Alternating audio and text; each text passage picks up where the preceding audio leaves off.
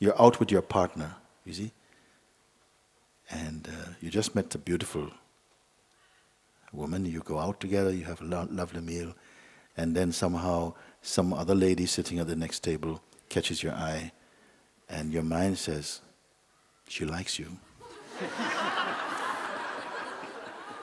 She likes you. Go and say hello. He said, but I'm on a date. Go, it's okay. Then you go over there and says hello, and she goes, what do you want? And then the mind says, you should not have done that.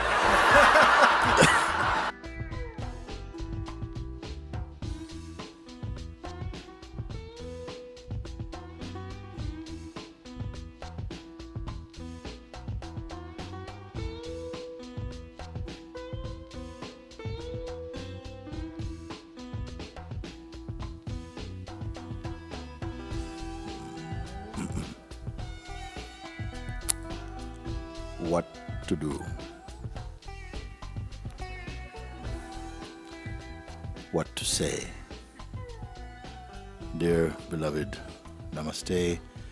No questions in bracket anymore. Just came to spend a moment in silence with you in recognition and gratitude. Peter, where is Peter? Okay. Please come.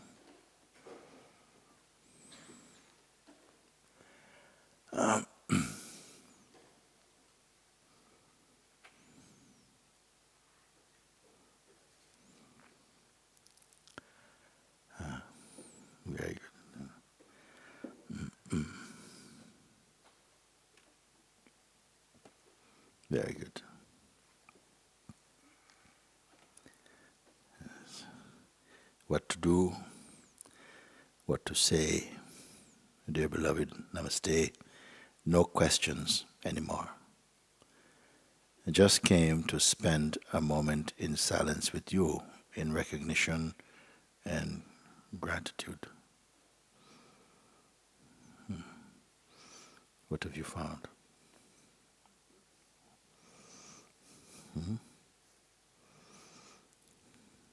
Recognition.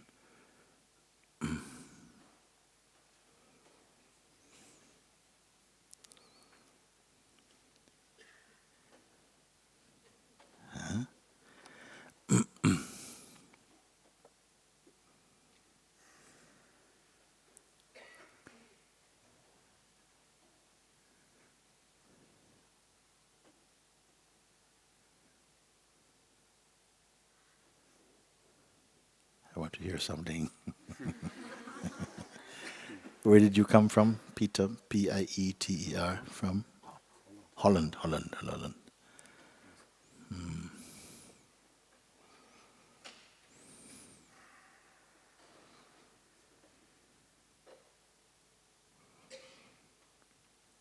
If you've come all the way from Holland just to spend one moment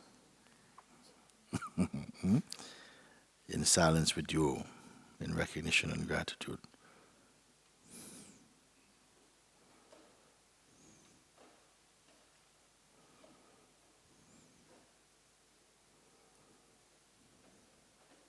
then you've had one moment.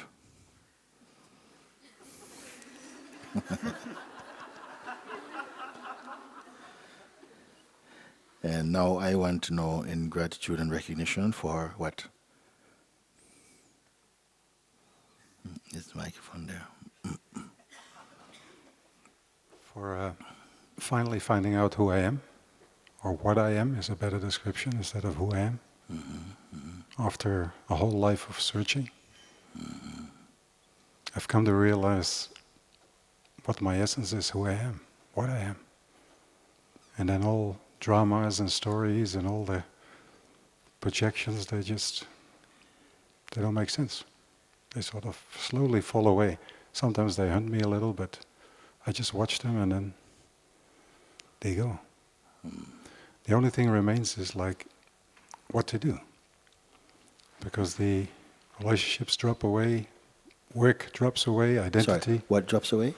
Well, my relationships drop Relationship, away, or the need for relationships, the need to drop away, okay. and also the need to work. the need to work. Yes, have a career or a business that drops away. Mm. Actually, everything drops away. So for the last 5 years, I've been in a void, just being. Yeah. Try to be calm and sit and just enjoy. But there is some unrest saying, well, is there anything like a purpose? And I think I know it's not there. There is no purpose, external purpose, but there's something inside saying, what to do? Just sit and be, is that enough?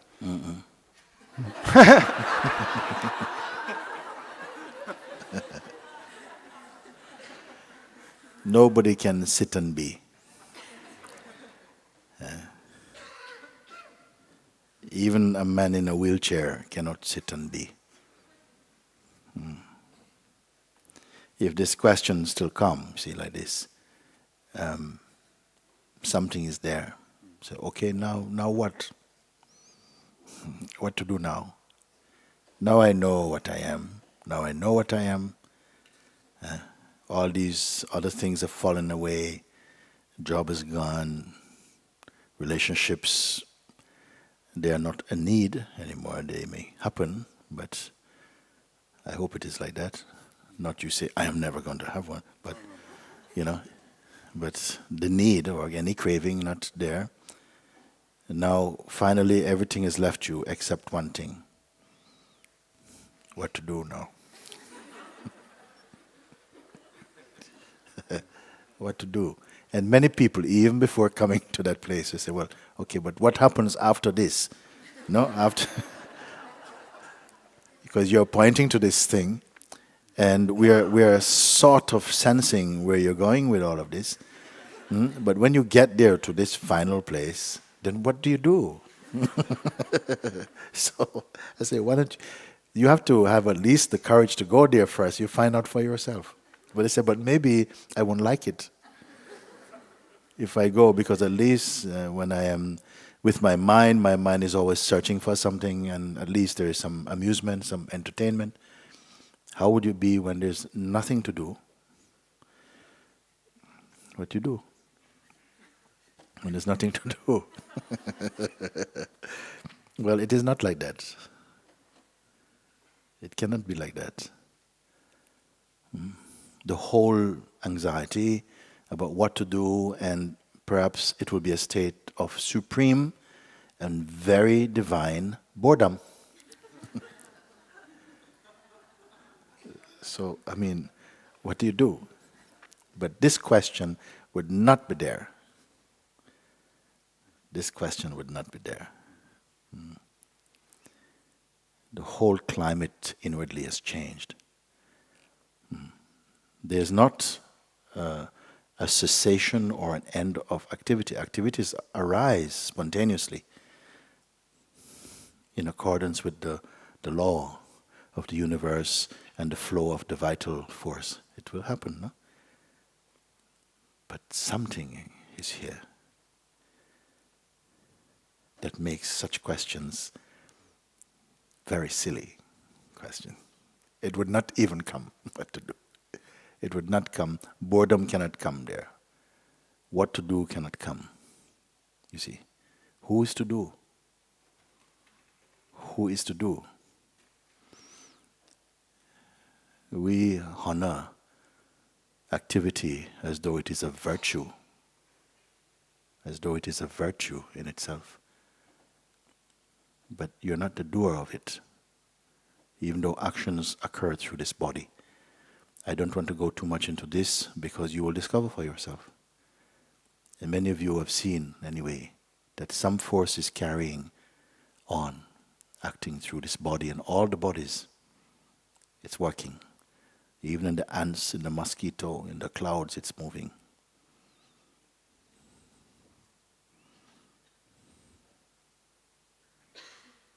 I once said many years ago, there is no cloud inside a cloud.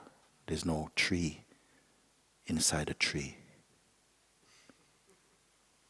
There's no man inside a man.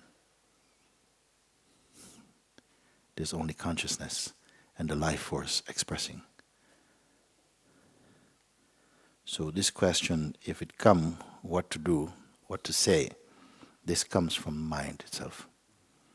You see? And how could mind have a voice here, you see? Because here he cannot come.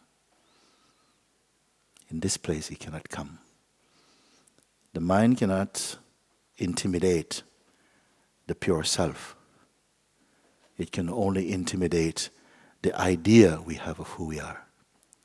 That's the work of the mind. Mr. Mind will trouble there.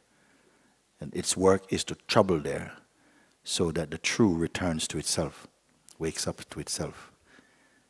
Its work is to tell you and bite you every time you come. It says, yes, every time you come to me, I'm going to bite you. And you say, I don't want this. Because something keeps going there, aspiring. Yes, there's something I can get from this. So what to do?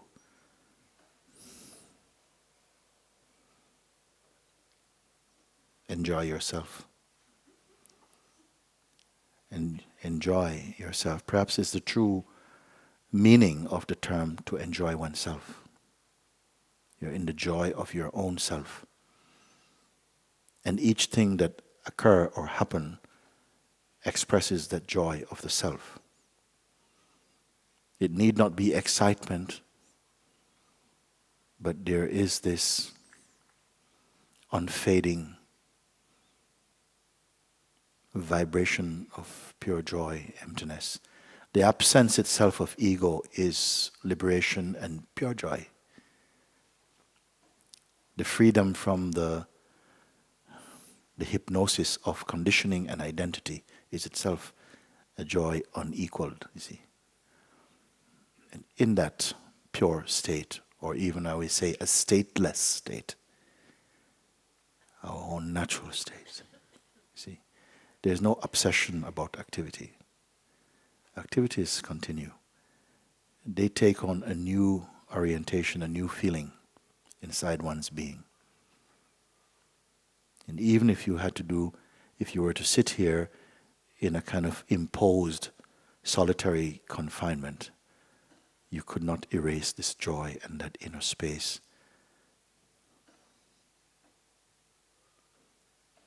I don't think anybody could describe it. I don't think the Buddha could describe this. He can only say, come and taste for yourself. You see? Like a young girl has fallen in love for the first time. She's full of love. And her family sees something different. Her younger sister says, what is it like? What is it like to be in love? Tell me. She says, I can't tell you. Says, but tell me something. Okay, it's like, when... No, it's not like that. Okay, no, it's not like that. Yes. Okay. No, it's not like that. Actually, you just have to wait until you fall in love. Then you will know. Then how are we attracted to that? Even in satsang, as again your attention is driven back into the very core of your being, that taste is following your inner looking. There is a space opening up, there's a joy emerging. The falling away of concerns, of plans, of need, of attachments, but not of love. But all things are falling away. And if everything fell away, then a great discovery is made when you find that which cannot fall away and find, I am here. And that will not ask this question. What to do? What to say? Who is to say? Speaking happens, actions will happen, but they simply happen as a matter of course. Guided and driven by some unseen power, they are just happening. Everything is expressed like this. I want you to quickly come to this place. You long, someplace inside you long to be reminded of what we imagine we have lost.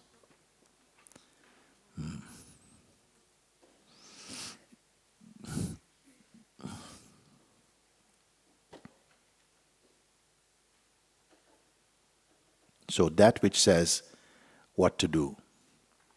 You say just this thing. Yes. The questions have slowed down, they're falling away. The needs for relationship or other things, they seem to have just diminished. Mine comes a little bit, no big deal. But this thing remains what to do.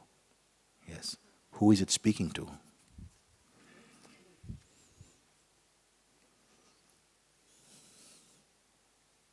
Well, it's still the mind, obviously. Because I've been in this space now for 5 years, just enjoying every day and just see all the dramas and turbulence around me and just stay put. And slowly it fades away, as you say. So I've had blissful moments, beautiful moments, all these things come and go. But at a certain point, there's my mind, plus a lot of my friends who say, well, there's got to be a purpose to be on this planet. Yeah. To either help people, do charity, whatever. So I know it's not true. When I'm in my essence, there's nothing to be done. It's just pure being. Just be is enough. Yeah. But still, these ideas come. They now come and then. because you said something when I'm in my essence. Yes. You see, this is what strikes me. When I'm in my essence.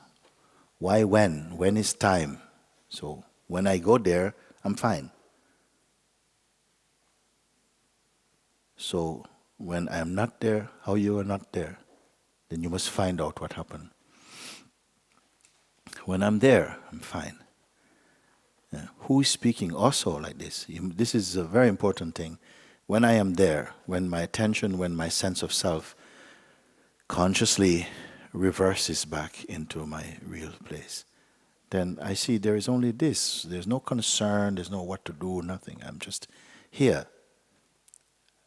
I'm not stuck here, but I'm here. Irrespective of what this body is doing, inwardly, I'm in total solitude and peace, even though actions are taking place. It's not I'm here when I make a lotus. No, I'm here when I'm climbing a tree or cleaning the bathroom. I'm here. You see? And you say, and only because of that, then the voice of these friends, which is also consciousness speaking through, testing it out, you see. But you're here for purpose, you know. You can't just sit on a shelf shining. The world needs people to go forward and rescue or something like that. And something inside says, I know, but what is the purpose? Well, actually, you have already solved the purpose. You have made use of your purpose. Or let's put it another way, opportunity. This purpose is very grand. You know. And this is troubling a lot of people. What is your purpose?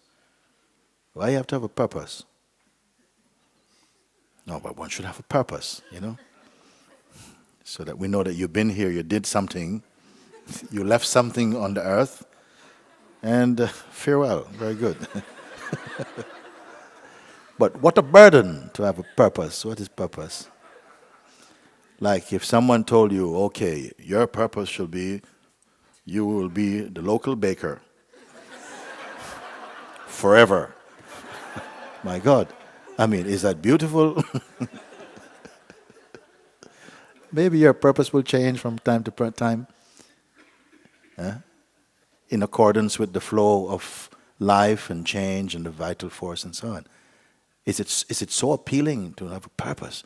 Your purpose is to save some country. Then the country becomes free afterwards. That was my purpose. Well, we don't need you no more. That's your purpose. So it has burdened a lot of people, this concept that, you know, you must have a purpose. And many people from childhood also, we are being told something, you see. This if. Yes. If your parents tell you, you see. If you want to be important in life, then you must go and study and get your exams and so on. If. If you want to be really loved and please us, then you must do your homework and clean your room, and if you want to be whatever. And we accept it because it comes through clearly from people who love you. But when you put this thing, if you want to be important, means you're not presently important. Child doesn't really figure it out in their head, but intuitively there's something that says, well, as I am, not enough. If you want to be loved and accepted, then you must be like this and this and this. Some of it is good, some conditioning is clearly good, to show concern for others and so on. So this is good. Myself, I feel my life has benefited from that. But when it becomes like an if this, then this, and so we grew up with this, and now you got a beard, and people are still saying, what is your purpose, you see? And maybe your purpose doesn't align with their concept of what a purpose is. You're not quite reached the purpose bracket yet, okay? You're not on the purpose level yet. You're still on kind of flirting about. You need a purpose, boy. So this is coming from past somewhere. Maybe something came like this. And are we happy with an unfulfilled purpose? And who has found their purpose in life?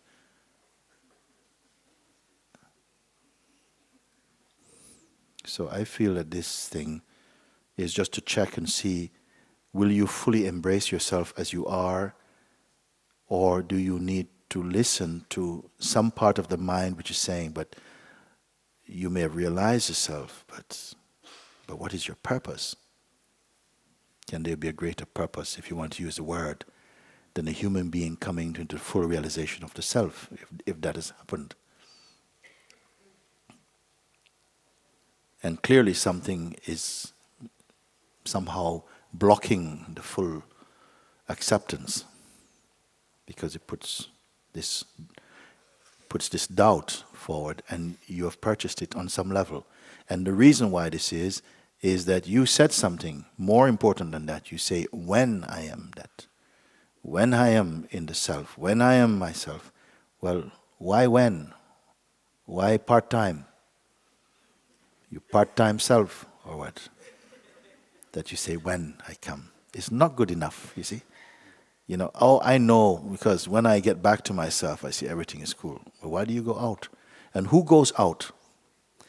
And can you be the self that is the self and not the self, and the self and not the self?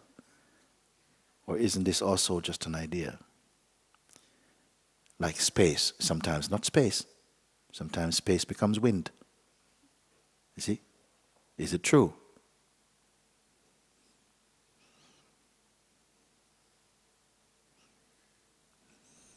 The wind needs space in order to express windiness. But space does not need the wind in order to be space. Judge which is the greater, you see. Something seems to be going in and out. And there's an identity formed with that movement. So the feeling I am moving about is then believed, and what trouble it causes. That which is aware of the moving in and outness of an apparent I, that is unconquerable. But something is still feeding an idea that maybe it's not enough. Maybe it is not enough to simply know the self and to be the self. And my question is, do you really know? Are you really the self? Because if you are the self, how can you be the non-self consciously? You follow or not? You follow or not? Yeah, I think the reason I brought up the question is about the doubt. That's what I felt. Because when my mind tells me these things, like you should have a purpose, do this or that, or friends tell me, I know it's not true. I feel that. I feel like, no, I'm not going to move where I sit unless something comes to me. Listen, yes, it's true, but listen. The mind can only speak and bring a doubt when there's a possibility of doubt. Suppose the mind comes and says, you're such a beautiful woman. Huh? Would you have some doubt? No, I have no doubt. So how can it raise a doubt? Hello, darling, how are you doing? Pardon? You have no doubt about whether you are a man or a woman. You have no doubt about this. But the mind says, you got a purpose. Where's your purpose, huh? And, yes. So who is doubting? Is it the self that can experience this kind of duality? Like, am I the self? No. Cannot be. Can the mind say to itself, are you the self? You sure? Unless there's a belief that perhaps I'm not 100% the self, which could only come from the mind. And mind is going to play with you like this. You're out with your partner, you see, and you just met a beautiful woman. You go out together, you have a lovely meal, and then somehow some other lady sitting at the next table catches your eye, and your mind says, she likes you. She likes you. Go and say hello. He said, but I'm on a date. Go, it's okay. Then you go over there and says hello, and she goes, what do you want? And then the mind says, you should not have done that. So the same thing is happening. It will play with you because there is some room. There is some room in you for some duality, and it actually is serving a good purpose, actually. It is showing that, wait, something is not firm here. So we can even thank the mind for that, which is nothing other than a servant of consciousness. I don't know if we have reached this place where that which exposes what is inconsistent in ourselves, when it is brought to light, that we can say, thank you for showing this, rather than out dare you, it's you, rather than, whoa, to bring it inside and to look. What here doubts? And is it that realizing the self is about conviction and determination? And whose determination is it? And whose conviction is it? Is it the self's conviction? Is it the pure being's conviction? Does the pure being needs to be determined about something? This is your way of checking. The mind is outside again. He's been from last time.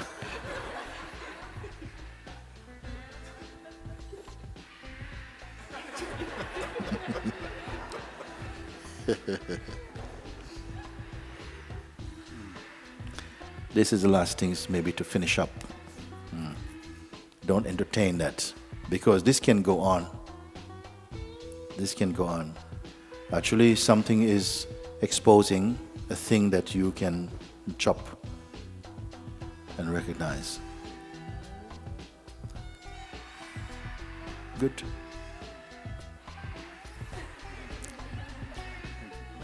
Very good, Peter. Thank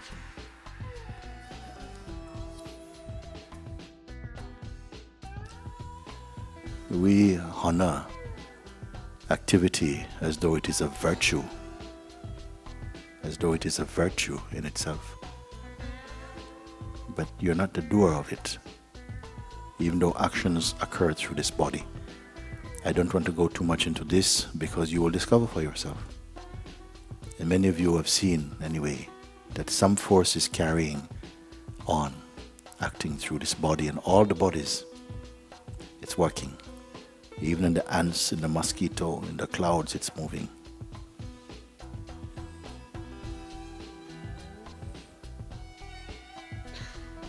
I once said many years ago, there is no cloud inside a cloud.